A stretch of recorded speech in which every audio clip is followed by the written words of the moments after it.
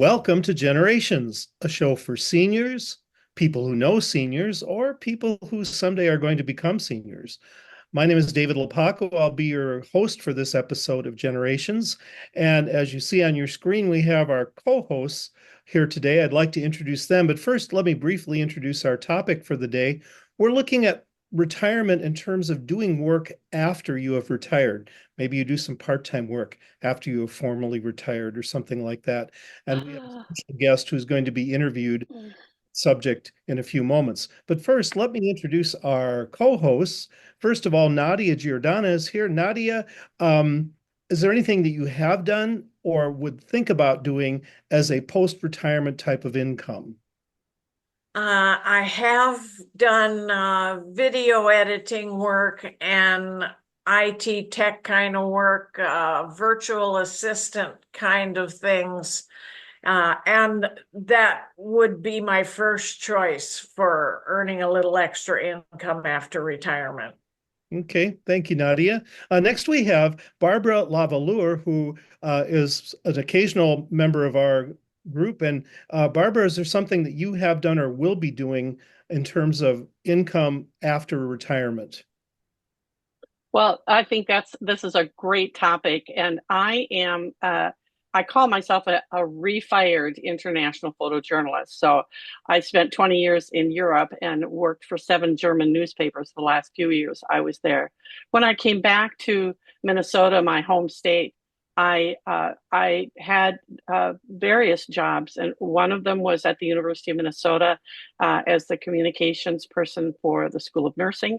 After that, I headed up a nonprofit. I never thought in a million years I would be heading up a nonprofit, keeping seniors out of nursing homes on the east side of St. Paul, and loved that. And that's the job that I retired from 15 years ago, actually, in April. And since retiring, and I apologize for my puppy, my husband just opened the door and let her in. I'm so sorry. Anyway, um, my what I've done after retirement from the nonprofit is I've gone back to my photography, and I've done a lot of one-woman shows. I've sold a lot of my photographs, and I haven't had any other jobs other than photo related um, positions. So I am super happy to be retired. I never thought I would say that, and I didn't think I would retire so young because I'm 79 now. So 15 years ago, I was 15 years younger. Wow, that's fairly amazing. Rashida Jenkins is here with us today. Anything you have in the way of outside income but after retirement? So for me, I feel like, when you love your job, you never work a day in your life, right? So um, I would be a group fitness instructor Oh. if I retired because I love my work. So. Mhm. You could definitely do that. And finally, we have Mike Rosberg. And Mike has been retired for some time now, but if you were to do something in the way of income after retirement, is there something that you would consider doing? Well, that's an interesting question because my answer is that I retired at 59. I have not made a nickel since that time, and I do not intend to until the end of time. I enjoy working according to my own mission statements on my own projects and don't particularly enjoy being in a work situation. So I do not intend to make as much as a nickel. Yeah. Well, I know because I know Mike pretty well that he does a lot of stuff that he doesn't get any money for, but he's quite engaged and quite involved in a lot of different things. I'll just finish by saying for my part, I'm teaching one course in the fall at Augsburg University, even though I retired from full-time teaching on June 1st of this year. But I'll continue to do one course on Tuesday and Thursday morning. And then my wife, Helen, happens to be an election judge. And so today being a primary election day as we're taping this, she will be making some money as an election judge. So there are a lot of things to do. And one person that we were able to get who could talk about his experience happens to connect to Nadia. It's Nadia's husband, who is Chuck Kasun, who works at Bethel University part-time after he is formally retired. And our friend Beverly Crosby was kind enough to interview him. And so we thought we'd have you listen to what Chuck has to say about his after retirement experience, because I think he has a lot of good advice and a lot of good insights about how working after you're retired can be a very good thing. And so we'll queue up that interview and then afterwards talk about some of the things that Chuck mentions as he's being interviewed by Beverly Crosby.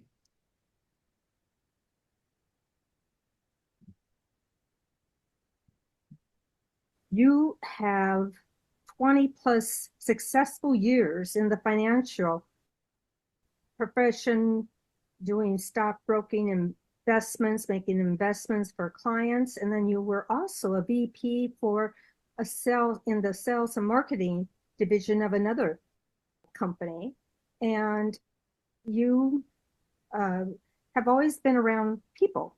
And that seems to be a good fit for you. What I'm wondering is, once you did retire, what influenced you? What prompted you to go back to work? Yes, well, that's a great question, because I felt a big gap in the social interaction that I was not getting, spending a lot of time at home. So I sought to be back in the public arena again. I needed that. Were you thinking about going back into the same profession, or were you looking at other types of careers?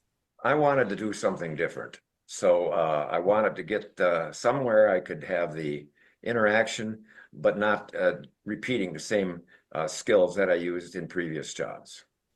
Okay. Did you have to do additional training or?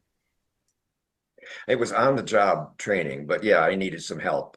It was a complete different set of skills and scheduling than I had before. So, but everybody was, very, very cognizant of my desire to learn, and I think it made it easy for all of us. Okay, all right. And can you tell me in the audience what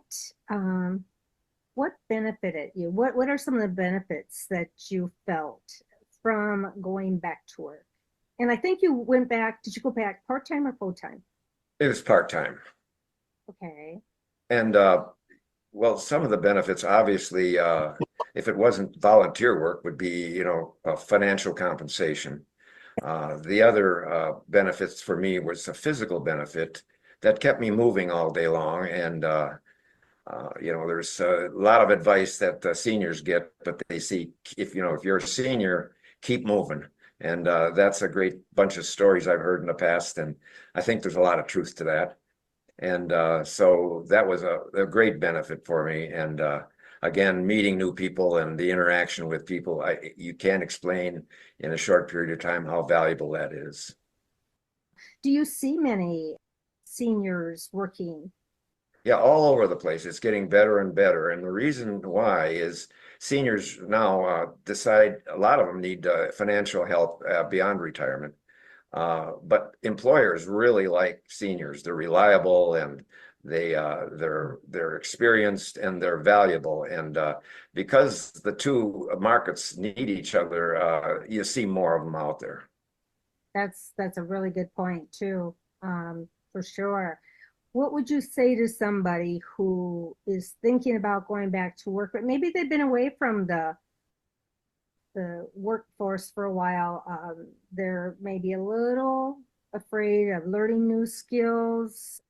What would you say to encourage them to take a look?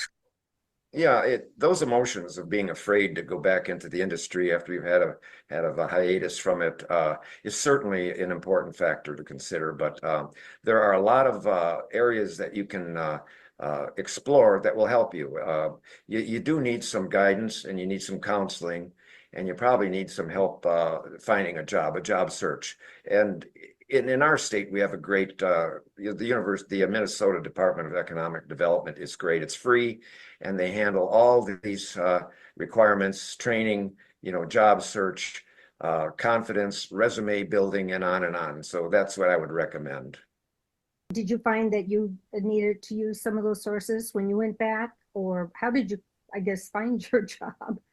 Well, I did. I used that source. The Minnesota Department of Economic Development was a job search, part of the government. That was one small part, but they also had training, seminars, uh, confidence building lessons on online help, and it was invaluable. I mean, it led me down the path that I thought I might like, and it turned out that their help was the thing that really helped me find the place and the job that I wanted.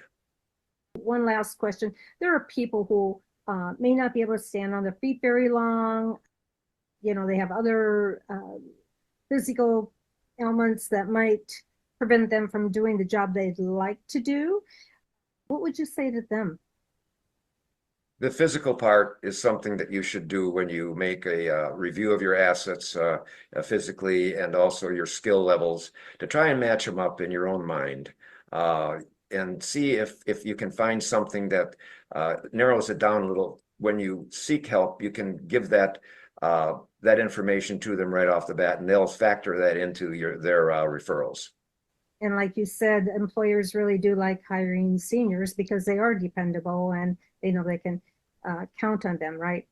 They've been real happy with our age group, yes. Yeah. Well, Chuck, thank you so much. This has been excellent information, and I hope that you continue to be happy in your career choice. And thank you for sharing that with our viewers. I'm sure there's some information that they'll take home with them, and hopefully they'll all apply. So thank you again. My pleasure. Okay, thank you, Beverly, and thank you, Chuck, for that profile of the things he's doing. Let's open it up to our panel and see what they think. I'm going to start with Rashida and see if she has some response to what she heard in that interview. One of the main things I heard him say was motion is lotion. He didn't use those words. Those are my words. But I do feel that after a time of, being sedentary and you're not doing things, your body tends to slow down. And so as we age, we must continue to keep moving. And I heard him say that going back to work was one of the ways that he continued to move. And so I think that is a blessing. Okay. Barbara, anything on your mind after you listening to that? Well, like Rashida, I like the keep moving advice. I also thought his advice about the Minnesota Employment and Economic Development option is a great resource that, quite frankly, I didn't even know, or if I did, I didn't remember that was an option. One of the things that I think that seniors could look at who want to go back to work is retail, the greeters in supermarkets, or any kind of job like that, which I probably wouldn't have considered. Well, actually, I did work in a retail place when I was in college, but I wouldn't have considered that, given my profession. However, it's the keep moving, it's the engagement that was mentioned about, wanting to be around people. I think that other people are our greatest resource for being active, staying alive, being alert. So that's my thoughts on that question. Thank you. Nadia or Mike, anything on your minds? Well, I'd have to say, knowing Chuck as I do, he's an extremely social person. So the interactions I know that he's gotten from the coworkers, and especially his, I call them his students, he calls them his students, has been really tremendously uplifting and affirming for him. I mean, we went to 2 weddings this summer of students at the college. I mean, they become a part of our extended family. Mike? Yeah, thank you, Dave. Since I'm going to be, I guess, kind of the sour note in this particular episode, I would like to make a couple of general points about senior citizens working. The first is that in our country, both pensions and unions are in decline. As a result of that, a lot of people aren't having the money they need as senior citizens in order to retire and just live out their lives. And a second sort of result of that is that an increasingly large percentage of this population is comprised of senior citizens, but that also means that young people these days are finding it harder and harder to find a serious job, after college or in their early 20s. And I think that's a negative, not easy to see, but a negative effect of senior citizens working more and more. Mm-hmm. Well, I don't know if seniors actually steal jobs from younger people. I think a lot of the things that seniors do, younger people either would not be qualified to do or wouldn't be interested in doing. At least I like to think that.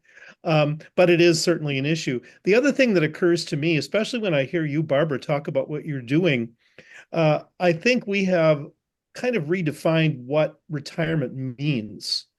And there was a time when retirement meant you just stopped working and stopped making any money. I guess you put your feet up on a cushion somewhere and watched the Price is Right and Family Feud on TV and, ate some nice meals. But when you retired, you didn't do anything. And I think now many people are thinking of retirement as a grand opportunity to do some things that are still employment, but they're not regarded as retirement because they are typically part-time. They're typically things they haven't done before. So there's that kind of adventurous element to them. But as a generation, I think baby boomers are looking very differently at what retirement is or how it should be defined. Any thoughts on that? I think also that retirees are starting small cottage businesses also. Mm-hmm. Barbara? Yes, I was thinking about the advantage of elders going to schools and helping children learn to read and uh, doing support work like that. That can be a paid job. It can also be a volunteer job. And I think it's one of the most important things that we could do as seniors to help lift up our younger people. So in the middle of all this, I guess the question still becomes, if we want to do these things that involve time and effort and energy, have we left enough of other time and energy for doing things that are just plain fun? And so I think the trap is to get back into that work mindset where, well, I've got to be there at 8:30 in the morning, or I've got to work Monday, Thursday, and Friday every week, and not save time for yourself to do those things. So how do we avoid that trap of just falling right back into becoming essentially an almost full-time employee?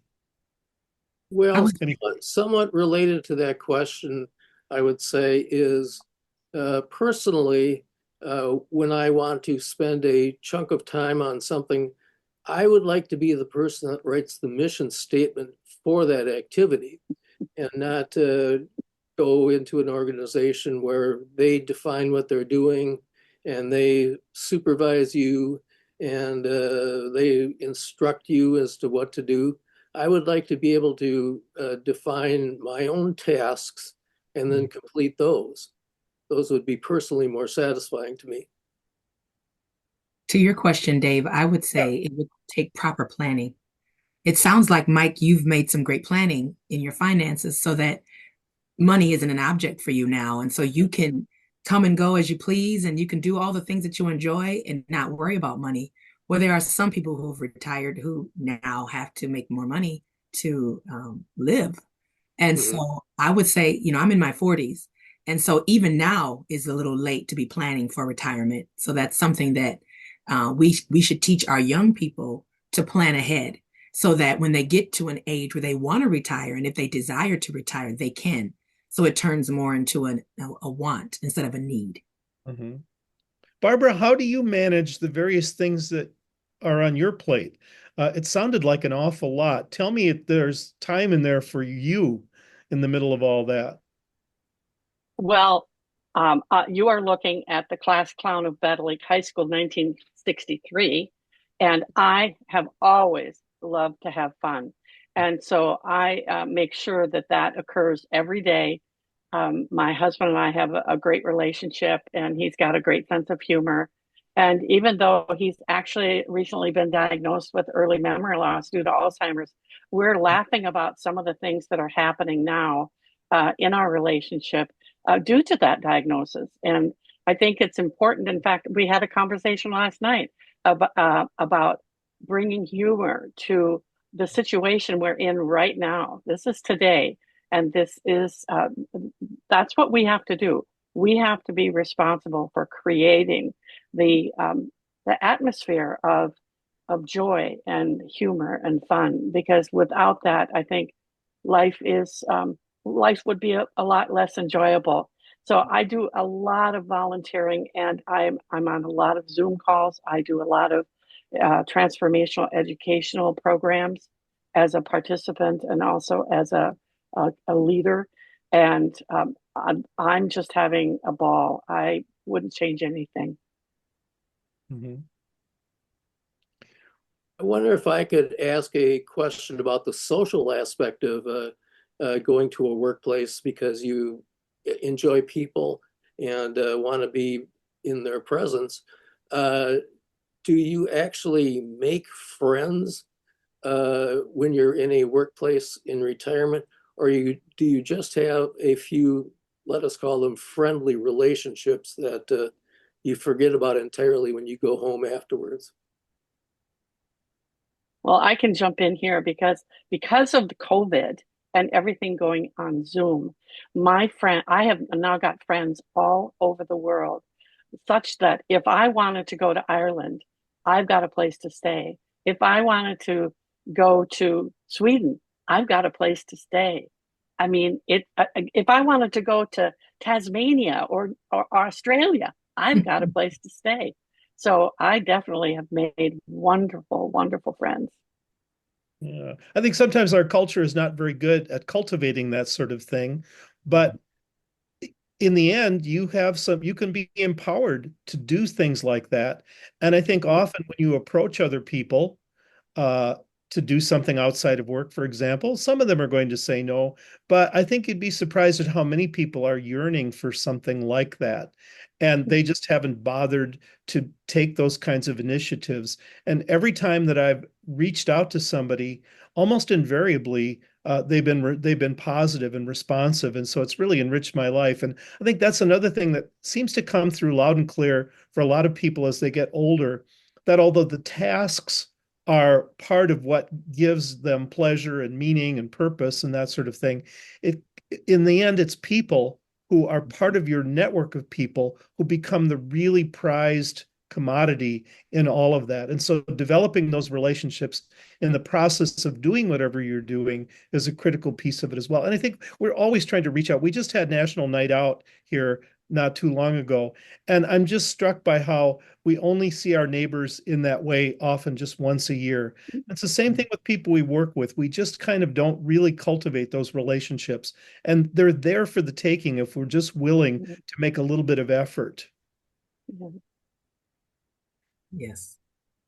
Yeah, I think there's a lot about what you put into it. You can take a part-time job or a volunteer position and be a complete loner if that's what you want. But essentially it's really easy, as if even for an introvert like me who doesn't talk as much as some others, it's always been real easy to make friends in my part-time things. I've increased my circle of mostly lady friends by huge numbers by doing that. Mm-hmm.